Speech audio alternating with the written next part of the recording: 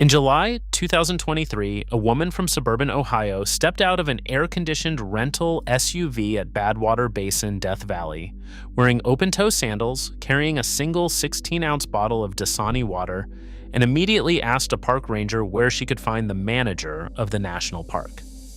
The ground temperature that afternoon was 197 degrees Fahrenheit. Hot enough to cook an egg, hot enough to blister skin through a shoe sole. The ranger, a 26-year-old seasonal employee named Marcus Delgado, later told a reporter he stood there for a full 3 seconds blinking before he could form a response. Because there is no manager of Death Valley. There is only Death Valley, and Death Valley does not care about your complaints. Every year, roughly 1.2 million people visit this national park. It's the hottest place on Earth, a landscape so extreme it was literally named for the pioneers who died trying to cross it in 1849. And yet, every single summer, a specific breed of visitor arrives utterly convinced that the rules of thermodynamics are a suggestion, that the desert is merely an inconvenience, and that any discomfort they experience is someone else's fault. Park rangers have a name for the season when these visitors peak. They call it the stupid season. That's not my term, that's theirs. But here's what makes this genuinely fascinating and not just a collection of entitled tourist stories. Death Valley exposes something about human psychology that goes far deeper than entitlement. It reveals what happens when people who've spent their entire lives in controlled environments, climate-controlled homes, temperature-regulated offices, manicured suburban landscapes, suddenly encounter a place that cannot be controlled, a place that doesn't negotiate. And the collision between that expectation and that reality produces moments that are equal parts terrifying, absurd, and strangely revealing about who we are as a species. So what actually happens when someone who's never been told no by their environment walks into the most hostile landscape in North America? And why do some of these encounters end not with a funny story, but with a helicopter evacuation? Let's start with the numbers, because the numbers are staggering. Death Valley holds the world record for the highest reliably recorded air temperature, 134 degrees Fahrenheit, set on July 10, 1913. But air temperature is almost beside the point. Ground surface temperatures regularly exceed 200 degrees. In those conditions, the human body loses between 1 and 1.5 liters of sweat per hour. That means in a 3-hour hike, you can lose nearly a gallon of water through your skin alone. And most of that evaporates so fast in the dry air that you don't even realize you're sweating. Rangers call this invisible sweating. And it's one of the primary reasons people die here. They don't feel wet, they don't feel like they're in danger. They feel fine right up until the moment they don't. And that moment comes fast. Symptoms of severe dehydration can escalate from mild dizziness to full organ stress in under 30 minutes when the air itself is pulling moisture from your body faster than your brain can register the loss.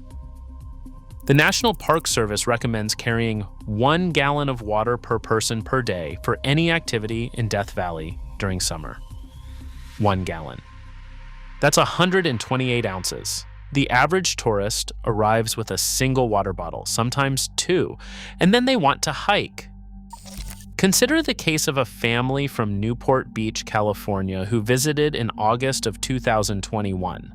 The mother, let's call her Linda, because the ranger who shared this story asked me not to use her real name. Linda arrived at the Mesquite Flat sand dunes at 11 in the morning with her husband, her 2 children aged 8 and 12, and a small cooler containing 4 juice boxes and a bag of baby carrots. She told the ranger at the trailhead that they planned to do the dunes and then find somewhere nice for lunch. The ranger explained that the sand surface temperature was approximately 170 degrees, that there was no shade for over a mile in any direction, and that the nearest restaurant was 67 miles away in Pahrump, Nevada. Linda's response, according to the ranger, was to ask if there was a Panera closer. This is funny. It's genuinely, absurdly funny. But here's where it stops being funny. Linda and her family walked onto those dunes anyway. 45 minutes later, her 8-year-old collapsed. Not from exhaustion, from first-degree burns on the soles of his feet, which had been cooking through his thin sneakers on sand hot enough to sear meat. The boy was airlifted to a hospital in Las Vegas. The helicopter evacuation cost over $37,000, and Linda filed a complaint. She wanted to know why there weren't signs warning about hot sand. There were signs. There were 7 of them between the parking lot and the dune field. This pattern repeats with such consistency that Death Valley Rangers have developed an informal taxonomy of the visitors most likely to end up in crisis. They don't use the word Karen, that's internet shorthand, but the profile they describe maps onto it with uncomfortable precision. The common thread isn't gender or age or income bracket. It's a specific relationship with discomfort. These are people who have optimized their lives to eliminate friction. Every surface is smooth, every temperature is regulated, every inconvenience has a customer service number attached. And when they arrive in a place where none of those systems exist, they don't adapt. They escalate. Ranger Abigail Torres, who spent 4 summers at Death Valley between 2018 and 2022, described it this way in an interview with Outside Magazine. They don't get angry at the heat, they get angry at us. Like we chose to make it hot, like we're personally responsible for the sun. This is where the psychology gets genuinely interesting.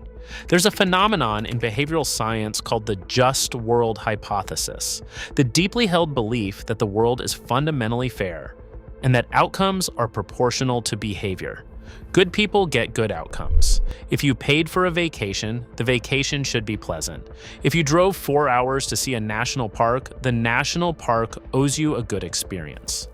When reality violates that expectation, the brain doesn't accept it.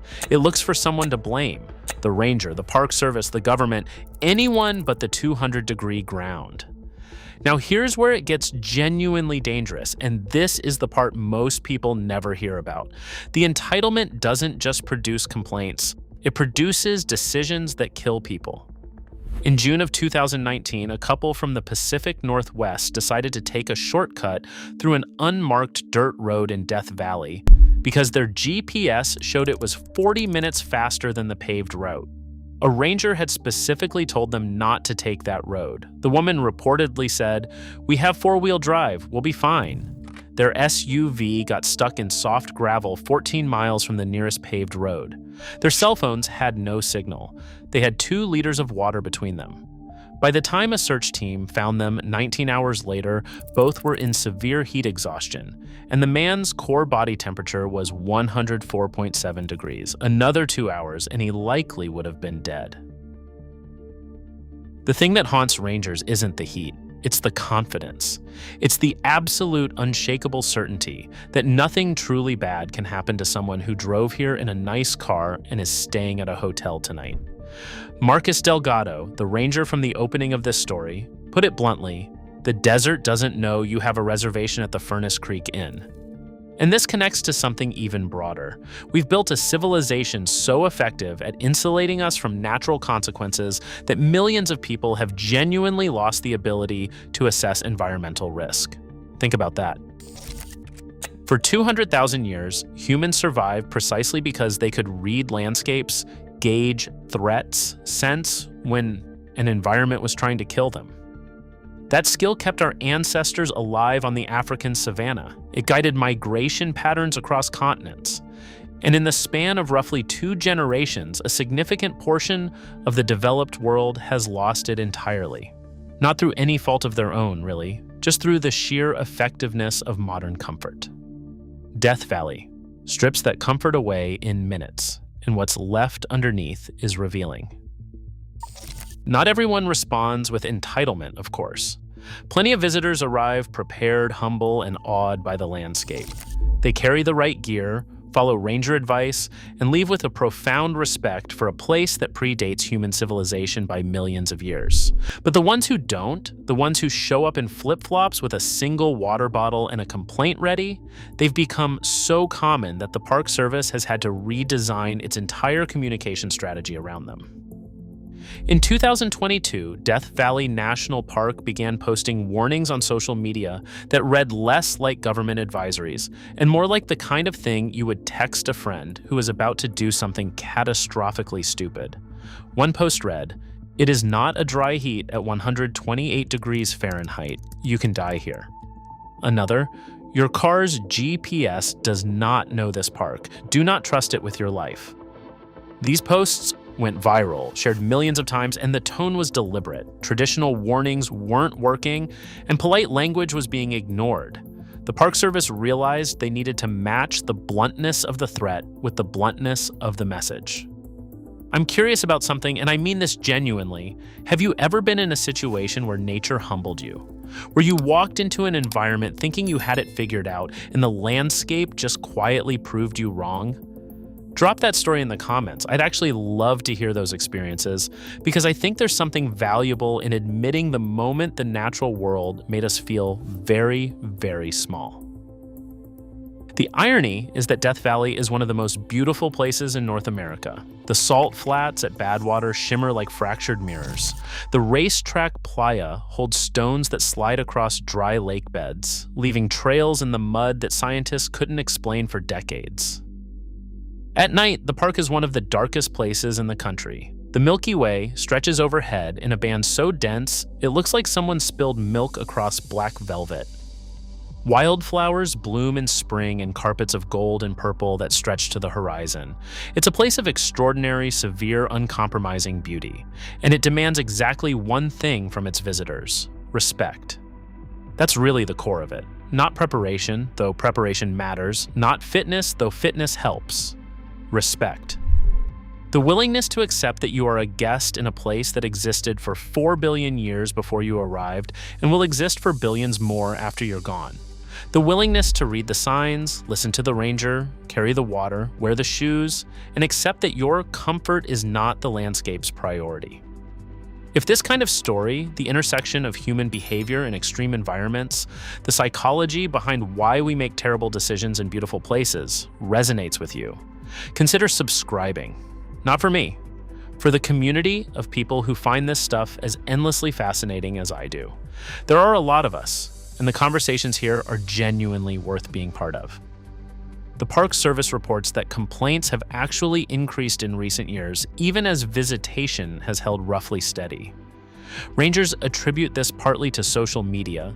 People arrive expecting the Instagram version of Death Valley, the golden hour photograph, the aesthetic desert experience.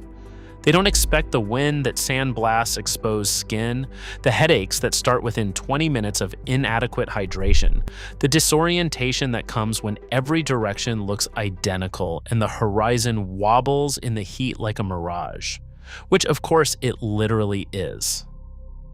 What's the most entitled tourist behavior you've ever witnessed in a natural setting? I have a feeling some of you have stories that rival anything Death Valley Rangers have seen. Let me know in the comments. I read every single one, and the best stories might end up in a future video. And here's the thing that stays with me, the detail I keep coming back to. Marcus Delgado, the ranger who was asked where the manager of Death Valley was, he didn't laugh. He didn't roll his eyes. He walked that woman back to her car, handed her 2 bottles of water from his own supply, and spent 15 minutes explaining how to stay alive for the rest of her visit. Because that's what rangers do.